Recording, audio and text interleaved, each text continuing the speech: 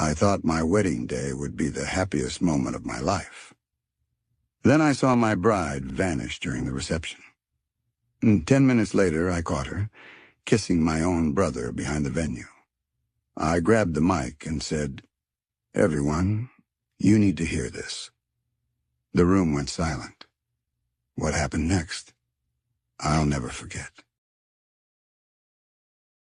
I always believed my wedding day would be the happiest day of my life. For years, I dreamed of walking down the aisle, looking into my future husband's eyes, and starting our forever together. And for a while, it looked like everything was perfect. My fiancé, Adam, was charming, funny, and treated me like a queen, or so I thought. We had been dating for 3 years before he proposed. He got down on one knee at a candlelit dinner with all our friends watching, and of course, I said yes. Everyone thought we were the perfect couple. I thought that too, until the truth hit me like a freight train. The months leading up to the wedding were hectic but exciting. I poured my heart into planning every detail: the flowers, the dress, the venue, the guest list. Adam seemed involved at first, but the closer we got to the big day, the more distant he became. He claimed work stress was eating him alive. I believed him because that's what you do when you love someone. You trust them. But there were small things that didn't add up. He was constantly on his phone, smiling at texts he wouldn't show me.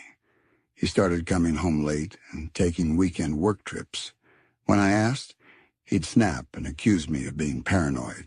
And then there was his best friend, Claire. Claire had been in Adam's life long before I came along. She was his childhood friend, his platonic soulmate, as he jokingly called her. At first I didn't mind. I even became friends with her. But over time I noticed the way they looked at each other a little too long, a little too intense. When I brought it up, Adam laughed and said I was crazy. Claire called me insecure. I brushed it off because the wedding was just weeks away. I told myself, "You're just stressed. They're just friends. Everything will be fine." Oh, how wrong I was. The night before the wedding, Adam said he was staying at a hotel with his groomsmen. "Tradition," he said with a grin. "You can't see the bride before the wedding." It sounded sweet. I kissed him goodnight, told him I loved him, and went to bed dreaming of our future. But at 2 a.m. my phone buzzed. It was a message from an unknown number.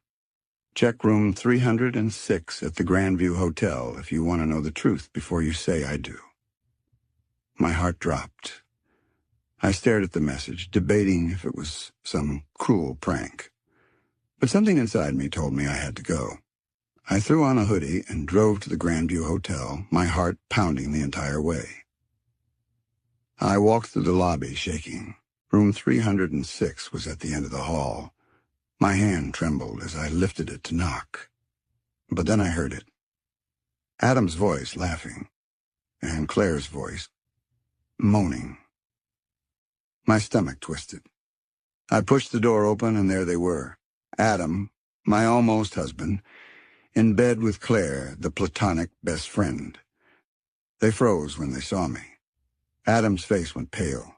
Claire scrambled for the blanket. "Ian, it's not what it looks like," Adam stammered. The classic line. The same pathetic excuse every cheater seems to memorize. I laughed. But it wasn't a happy laugh.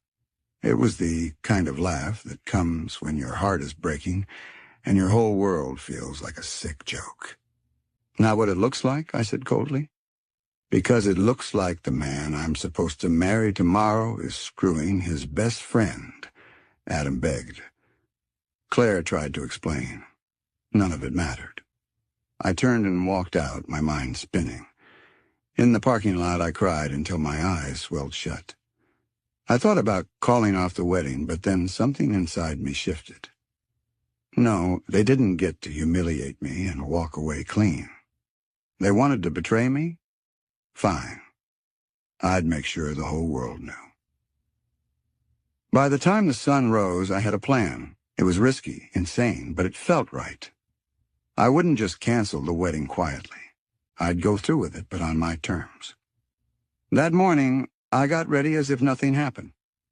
My bridesmaids didn't suspect a thing. I smiled, I laughed, I acted like the happiest bride alive. Inside, I was on fire. At the ceremony, Adam stood at the altar, looking nervous but relieved to see me. Claire was sitting in the front row, smirking. I wanted to rip that smirk off her face, but I had something better in mind. When it came time for the vows, Adam went first. He gave some sappy speech about love and loyalty that made me want to vomit. Everyone clapped. Then it was my turn. I took a deep breath and smiled. Before I share my vows, I have something special for you all, I said. A slideshow. A little look back at our love story. The lights dimmed. The screen lit up. At first, it showed sweet photos of Adam and me, our vacations, our engagement, happy memories, people awed. And then, the photos changed. A video played of Adam and Claire in the hotel room from the night before, courtesy of the anonymous sender. You could hear their voices clearly, saying things I won't repeat. Gasps filled the room. Someone screamed. Adam's mom started crying. Adam's face turned ghost white. "Yenna, turn it off," he shouted, rushing toward me. But I wasn't done. "Everyone," I said calmly into the mic, "this is what the man I was going to marry was doing less than 24 hours ago. With his best friend Claire. They lied to me, betrayed me, and thought I'd never find out, but I did. So today isn't going to be a wedding. It's going to be a lesson. Never let anyone make you feel small. Never let anyone walk over you." The room erupted in chaos. Adam begged me to stop. Claire ran out crying. Guests whispered, phones recording everything. I handed Adam the mic. "Here's your chance, Adam. Vow your love to Claire. She's all yours now." And with that, I walked out of my own wedding. Part 1 ends here. But my story and my revenge were just beginning. I walked out of that wedding hall with my head held high, heart racing and mascara running down my face, but I felt free. The whispers behind me, the stunned faces of friends and relatives, the sound of Adam shouting my name, none of it mattered. I had taken my power back. Outside, I sat in my car, shaking. I didn't know what came next. But I knew one thing. I was never going to let Adam or Claire make me feel like a fool again. And then my phone started buzzing, nonstop. Someone had uploaded the video of the slideshow reveal to TikTok.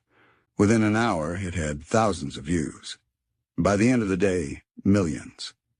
The comments poured in. "This bride is my hero. Cheaters get what they deserve. Iconic, legendary, no notes." It became a trending topic. Hashtags with my name and wedding revenge were everywhere. People were stitching the video, making reaction clips, writing think pieces. Overnight, I went from heartbroken bride to viral legend. But while the internet was cheering me on, Adam and Claire's worlds were collapsing. Adam called me 27 times that night. I didn't answer.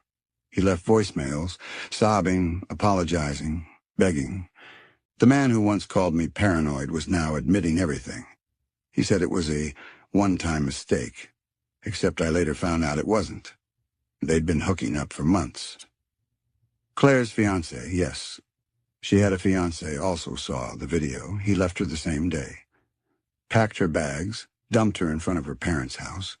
Her engagement ring ended up on eBay a week later, listed by him with the description, "Barely used, like my trust." It went viral, too. Adam's boss saw the video. Turns out the company he worked for had a strict morality clause for employees representing their brand. Cheating wasn't illegal, but publicly humiliating your fiancé in front of hundreds of people and millions online wasn't a good look. He was asked to resign. Claire lost her job, too. Karma was working overtime, and I wasn't done. The days after the wedding were a blur. I cried, I laughed, I replayed everything in my head 1,000 times. But I also started to realize something. This story wasn't just mine. It belonged to every person who had ever been betrayed and made to feel crazy for suspecting the truth. So I shared my side online. I wrote a post explaining the whole timeline. The late nights, the lies, the anonymous text that saved me. It exploded. People related. Cheated spouses reached out to thank me. Journalists emailed asking for interviews. And then a producer from a big talk show called. They want me to come on and tell my story. At first I hesitated. I didn't want to seem like I was milking my pain. But then I thought about Adam and Claire laughing at me behind my back, calling me insecure, making me feel small. No more. I went on the show. I told everything.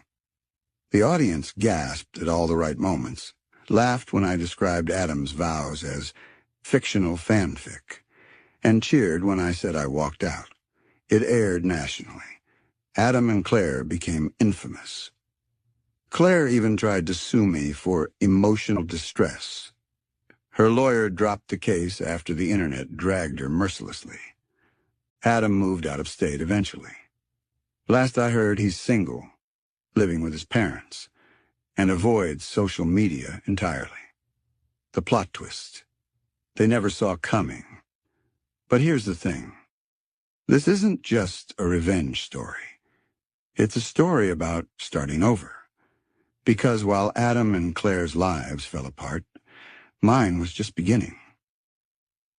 A month after the wedding, I went to a charity event. A friend dragged me there, saying I needed to get out of the house. I wasn't looking for love. Thought of trusting anyone again made me sick. But then I met Ryan. Ryan wasn't like Adam. He didn't have the smooth talk or the fake charm. He was kind, attentive, and actually listened when I spoke. We started as friends. He never pushed me, never rushed me. Over time, he helped me heal. When my viral fame died down, Ryan was still there. He didn't care about the headlines. He cared about me. And a year later, we started dating. 2 years later, he proposed quietly, intimately. Just us. No audience. And yes, this time I said yes, and I meant it. We had a small wedding. No slideshow reveals, no viral videos, just love and trust. And while walking down the aisle, I realized something. Adam and Claire's betrayal was the best thing that ever happened to me, because it freed me from a life built on lies. A few months ago, I got a message on Facebook. It was Adam. He wrote, I saw your wedding photos with Ryan. You look beautiful. I just wanted to say I'm sorry for everything. I hope you're happy. For the first time, I didn't feel anger. I didn't feel pain. I felt nothing but peace. I didn't reply. He didn't deserve my words. But the internet never forgets. Every year on what would have been our wedding anniversary, someone re-uploads the viral video. Adam and Claire's names trend again briefly. It's like a yearly reminder. You can't build happiness on betrayal. And me? I'm thriving. I started a podcast, helping others spot red flags in relationships. I even wrote a book about my experience, which became a bestseller. My pain turned into purpose. So if you're reading this and you've been betrayed, here's my message. You're not weak for loving someone. They're weak for lying to you. And your life doesn't end when they break your heart. Sometimes it's the beginning of a much better story. To this day, strangers still recognize me sometimes. They'll say, aren't you that bride? And I'll smile, because I'm not that bride who got cheated on.